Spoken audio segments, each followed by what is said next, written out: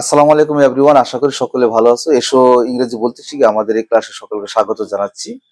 আজকে আলোচনা করতে যাচ্ছি খ্যান এবং খুঁট নিয়ে। এই খ্যান এবং খুঁট আমরা অনেক অনেক ব্যবহার করে থাকি, সেগুলো সঠিকভাবে কোথায় কিভাবে ব্যবহার করতে হবে আসুন আমরা একটু জেনে নিই। খ্যান খ্যান শব্দের অর্থ হচ্ছে কোনো কাজ করতে পারা। খ্যান শব্দের অর্থ হচ্ছে কোনো কাজ করতে পারা, অর্থাৎ হ্যাভ দ্য অ্যাবিলিটি। অর্থাৎ এই মুহূর্তে বর্তমানে আমার কোনো কিছু করার যে সামর্থ্য আছে সেক্ষেত্রে আমরা ক্যান ব্যবহার করতে পারি। যেমন আমি গাড়ি চালাতে পারি, অর্থাৎ এই বর্তমান সময়ে আমার সামর্থ্য আছে গাড়ি চালানোর, সেক্ষেত্রে আমি ক্যান ব্যবহার করব। অর্থাৎ বর্তমান সময়ে আমি যদি কোনো কাজ করতে পারি সেক্ষেত্রে আমরা ক্যান ব্যবহার করব। তাহলে কুড এবং ক্যান এর মধ্যে পার্থক্য কতটুকু? ক্যান এটাকে আমরা বলবো have the ability. Have the ability অর্থাৎ কোনো কাজ করার সামর্থ্য আছে। Could loss of ability. Loss of ability অর্থাৎ আমার কোনো কাজ করার ক্ষমতা ছিল কিন্তু বর্তমানে সেই ক্ষমতাটা আমার আর নেই, হারিয়ে ফেলেছি যে ক্ষমতাটা, সেক্ষেত্রে আমরা ব্যবহার করব কুড। অর্থাৎ এরকম হতে পারে আমি গাড়ি চালাতে পারতাম, অর্থাৎ কোন এক সময় আমার সামর্থ্য ছিল কিন্তু বর্তমানে লস অফ অ্যাবিলিটি, অর্থাৎ বর্তমানে আমার সেটা করার কোনো সামর্থ্য নেই। এ হলো আমাদের পার্থক্য। তো আমরা কিভাবে আমরা সেন্টেন্সগুলি মেক করতে পারি একটু জেনে নিই, একটু দেখে নিই। আমি তাকে ম্যানেজ করতে পারি। করতে পারি। আমি তাকে ম্যানেজ করতে পারি। তাহলে করতে পারি অর্থাৎ এখানে পারি অথবা পারা কথা উল্লেখ থাকবে বাক্যের মধ্যে, সেক্ষেত্রে আমরা ব্যবহার করব ক্যান। অর্থাৎ আমি তাকে ম্যানেজ করতে পারি, এটা আমার বর্তমানে অ্যাবিলিটি, অর্থাৎ বর্তমানে আমি কাজটা করতে পারি। তাহলে বাক্যটা কি দাঁড়ায়? আই ক্যান, আমি পারি। আই ক্যান, আমি পারি। ম্যানেজ, ম্যানেজ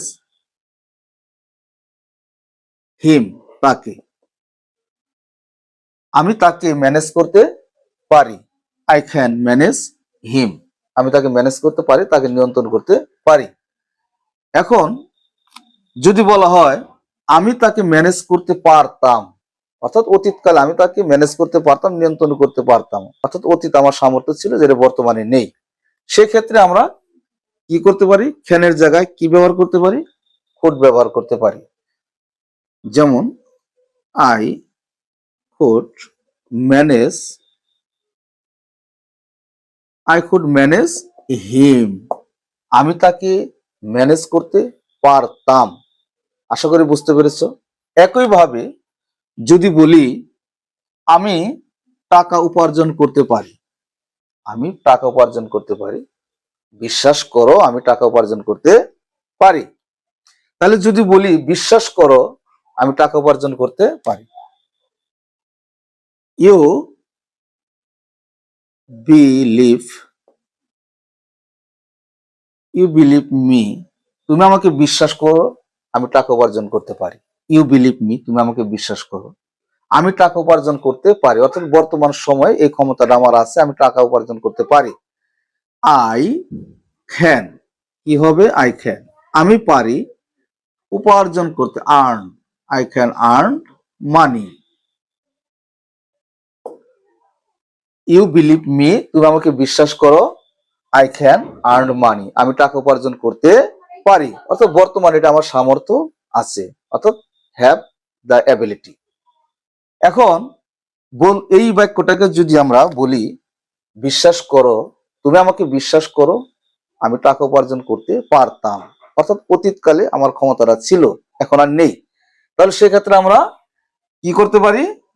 অনলি ক্যানকে পরিবর্তন করে আমরা কুড ব্যবহার করতে পারি। ইউ বিলিভ মি, তুমি আমাকে বিশ্বাস করো। I could earn money, I could earn money, বিশ্বাস করো আমি টাকা উপার্জন করতে পারি। একইভাবে আমরা আরো বাক্য মেক করতে পারি, যেমন আমি ট্রাক চালাতে পারি, অর্থাৎ বর্তমানে আমি ট্রাক চালাতে পারি, আমি একজন driver. I can drive truck, I can drive truck, আমি ট্রাক চালাতে পারতাম। I could drive truck, I could drive truck. আশা করি বুঝতে পেরেছো। এইভাবে নিজেদের মধ্যে প্র্যাকটিস করে তোমাদের ইংলিশ তৈরি করার অ্যাবিলিটিটা বাড়িয়ে নিবে। ধন্যবাদ।